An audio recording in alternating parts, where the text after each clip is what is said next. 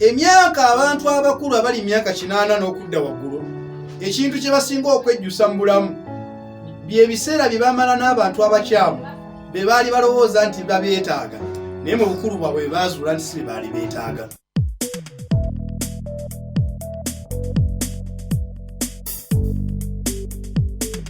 N'emyaka kwatuuka ng'alina ebintu ebimu by'alina okuba ng'alina oba ng'amanyi. Ng'emyaka egyo singa gituuka nga tobitegedde ojja kutambulira myaka gy'obukadde ng'ozitoowererwa. Omuntu singa aweza emyaka 30 alina okuba ng'alina ebintu by'amanyi oba byafudde ekitundutundu ky'obulamu bwe. Bino bye bimu ku bintu ebisatu by'oteekeddwa okuba ng'omanyidde ddala ng'omuntu. Kasita olaba ng'otuuse emyaka 3 ekyo kye kimu ku bintu by'oteekeddwa okuba ng'obirowoozaako era ng'otandise okubaako by'oyawula mu binne waabyo. Ekisookera ddala omuntu bw'olaba ng'otuuse mu myaka 30 oteekeddwa okuba ng'olinayo omulimu gw'omu mutwe gw'omanyi. Oteekeddwa okuba ng'otandise okubaako ekintu ky'olinamu experience.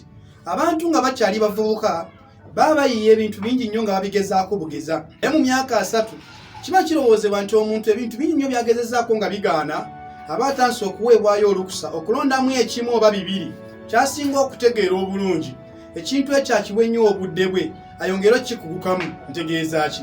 Singa omuntu abaako ekintu ky'atandise okuwa obudde okuva ku myaka 3 agenda oweza emyaka 50 aba afuuse kakensa oba abantu gwe beebuuzaako mu mulimu ogwo. Obanga otandise okuyingira mu lubu lw'abantu abalina emyaka 3 naye nga toyinayo omulimu gwa mu mutwe gwonna gw'omanyi, njagala kugamba kintu nga sikuduulira. Ogenda kulaba obwavu nga bukugwako mu bukulu bwo ekitali kirungi n'akamu. Ekintu ekyokubiri omuntu atandise okukula ng'ayingiridde emyaka 3 kyalina okussaako nnyo omwoyo. Kwe kubaayo n'ekintu kyakkiririzaamu nga yese kinnoomu. Kibi nnyo omuntu okubeera mu nsi nga buli lunaku otambula nga kikuŋŋunta oba ng'ekikoola ku mazzi ng'abantu kye bagamba nti kituufu ky'obakirana nakyo, ky'owulira balanga ennyo ekyo ky'obuukira. Bw'owulira ng'abantu baga kino kye kiri ku mulembe era n'ogenda owampagatana n'ekyo. Ebyo nno bijja lwaki? Lwakubanga omuntu atuuka n'aba ng'akuze naye nga talinayo kintu ye mu mutima gwe kyakkiririzaamu.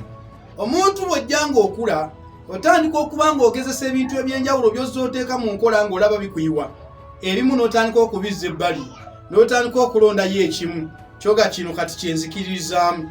Omuntu okubeera ne belief system ey'ebyenzikiriza eri spiritual ey'ebyenfuna n'ey'enkolaganayo n'abantu socially.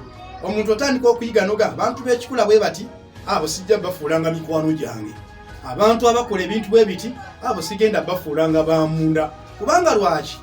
Abantu bozze weesigisa obulamu ne bakuyiwa baba bazenga musomesa kuyamba ogenda okutuuka mu myaka 3 ng'otandise okwawulira ddala kalakita z'abantu abatuufu be weetaaga ku lw'ekyo ky'oyagala obeere.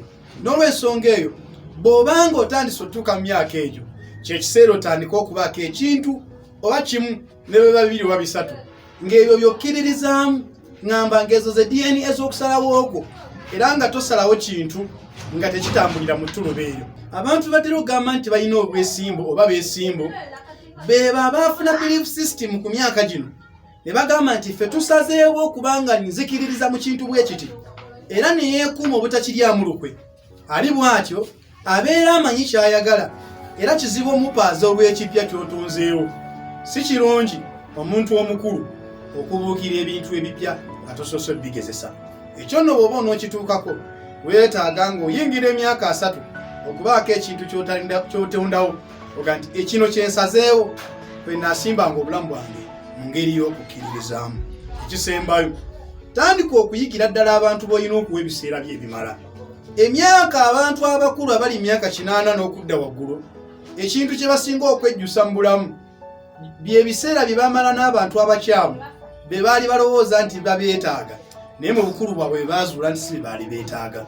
Gye bali abantu ng'obudde bwe yali maze n'abaana be abumala n'abatamiivu mu bbaala, obudde bwe yali maze ne mukyala we abumala n'abavubuka mu ludo. Naye ekiseera kigenda kujja lumu ng'emyaka gigenze gikufundako ng'omubiri gugenze gunafuwa. Abantu be wazannyanga nabo ludo, abantu be mwasaaganga nabo eyo ku binywero nga tekyali n'omu asobola kukyusa ku kitanda.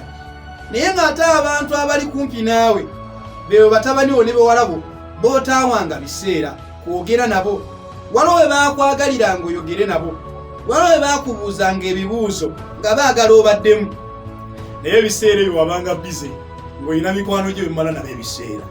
Kibi nnyo okuteeka ebiseera by'ebirungi mu bantu abakyamu, kyokka ne n'otuuka mu biseera ebikyamu olyoka otandika obiwa abantu nga nabo tebaamanyira kubeera naawe. Era ekiddako kye kino, be bazadde bendabyeko nga bakulu, abaana ne bamuzimbira ennyumba nnungi, ne bamuteeramu omukozi, ne balinnya ennyonyi ne bagenda e Bulaaya, nga bajja lumu mu nnaku nkulu ne bamulabako, ne bamala ne bagenda mu bizinesi zaabwe. Lwaki baleka kitaabwe oba nnyabwe mu nju? Kubanga okuva mu buto bwabwe tebaamanyira kubeera naye. Abaana bo beera nabo nga bato, bonna okibamanyiiza nabo mu bukulu bajja kubeera naawe ng'obeetaaga. Bino bya bintu bisatu singa Katonda anakuyamba n'obitegeera.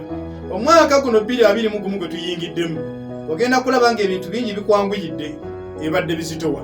Mpitwa Tumusiime Joseph Prosper, osobola subscribinga ku channel yaffe eno, ogenda kubeera muntu asookanga okufuna ng'obubaka bwaffe bwe tunaabanga teekayo obupya.